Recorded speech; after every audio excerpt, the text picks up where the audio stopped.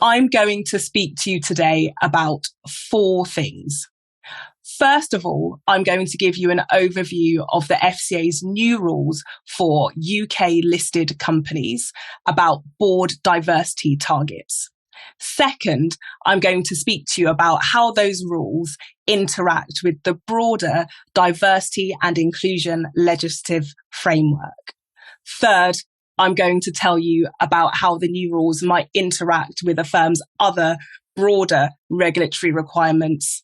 And finally, and fourthly, I'm going to speak to you about some of the practical considerations that a firm might have, as well as some of the gaps and challenges presented by these new rules. So which provisions on discrimination do firms need to think about in this context? Firms need to think about the prohibition in the Equality Act against direct discrimination.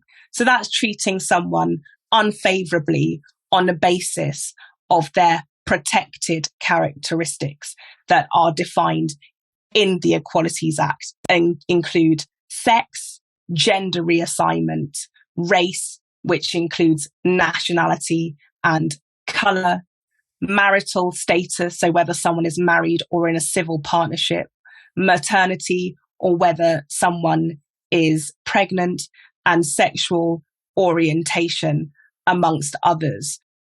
Furthermore, firms have made quite good progress as regards to the representation of women on their boards, with almost 40% of FTSE 100, 250 and 350 boards being made up by women. However, there's a caveat to that in that you'll understand that the FTSE 100, 250 and 350 are not exclusively made up by financial services firms. So the reality for financial services firms is going to be slightly different.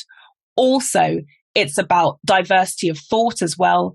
And that's something that will be more advanced for the regulators to think about in the future.